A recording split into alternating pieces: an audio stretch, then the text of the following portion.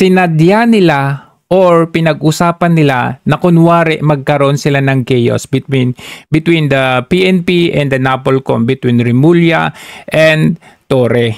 Bakit? Para magkaroon sila ng reason na i-relieve itong si Torre ngayong araw na ito. Bakit? Saan nila ilalagay? Diba? It's no victory na itong si Torre ay tinanggal ngayon as PNP chief. May rason yan. Ngayon, pupunta natin si Boying Remulla. Hindi ba nag-a-apply siya bilang ombudsman? Okay? Currently, ang kanyang position ngayon ay DOJ Secretary. Nag-a-apply ang ombudsman, although meron tayong acting na ombudsman ngayon, pero alam na natin kung saan patungo yan. Ang mangyayari dyan ay gagawin nilang ombudsman itong si Boying Remulla. Ngayon, sino sa palagay natin ang kukuha ng pwestong ni Remulla as DOJ Secretary? Dito na papasok yung kunwari may turf war, itong NAPOLCOM at PNP chief, tatanggalin. Kuno. Kasi papalabas nila na, tignan nyo yung Pangulo, wala siyang sinisino, nilagay siya nagtalaga as PNP chief pero tinanggal niya. Hindi po yan. Kasi gumawa lang sila ng reason. Kunwari may reason para tanggalin siya as PNP chief pero later on, ilalagay din siya sa another mas powerful na position. So aalis si Boying Remulla, ilalagay si Boying sa ombudsman. Ngayon, saan kaya ilalagay itong si Torre? Your guess is as good as mine. Siya na ang papalit na DOJ Secretary. Bakit hindi? Pwede naman. Kahit PNP Chief.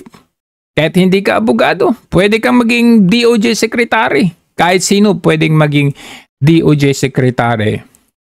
Ngayon, etong si Nartates, di ba, isa dati sa pinagpipilian na PNP chief next to Marbil pag tapos na si Marbil. Pero ang inilagay ay itong si Torre. Parang sa larangan ng basketball, may kanya-kanyang posisyon na ilalagay nila para maging powerful team yan.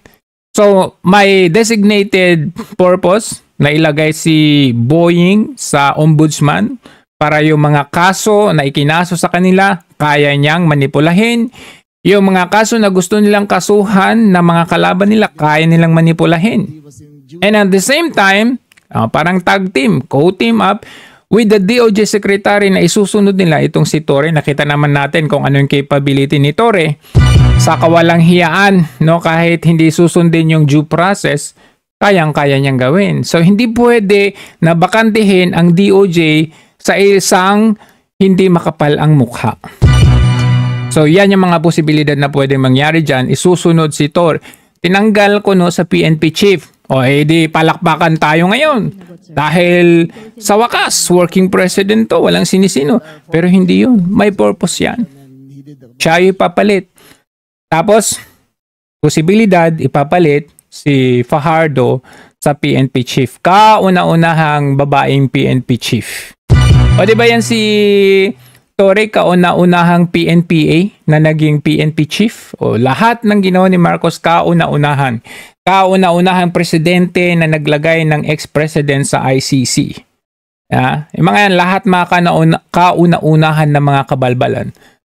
Ngayon, saan kaya ilalagay yung sidekick ni Remulla? Anong pangalan nung papogi na nasa likod niya dati? Yun. Maaring, anong pangalan nun? Basta yun. Maaring ilalagay yun sa NBI director. Kasi 'di ba si Jaime Santiago ay kasalukuyan na nag-resign. Okay? Irrevocable resignation. Pero siya pa rin ngayon. Pero hanggat walang may papalit ay siya pa rin. Pero papalitan na yan. At maaaring ilalagay yung sidekick ni Remulla dyan. So, kanya-kanyang na yan. Si John Vic, of course, nasa powerful position pa rin, DILG, secretary, sino pa ba? Yun lang naman ang nakikita ko dyan eh. Lahat yan, hindi natin pwedeng sabihin na, oy, na-knockout na KO na si Torre sa larangan ng boxing, na-knockout na siya. Hindi siya na-knockout. Meron pa rin yung laban, finals, final round, which is siya yung susunod na maging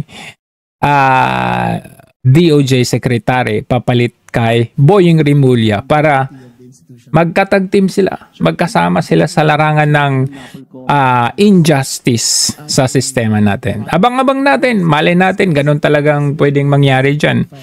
Sa akin, it's no surprise and hindi ako magtataka na ganun talaga ang pwedeng mangyayari.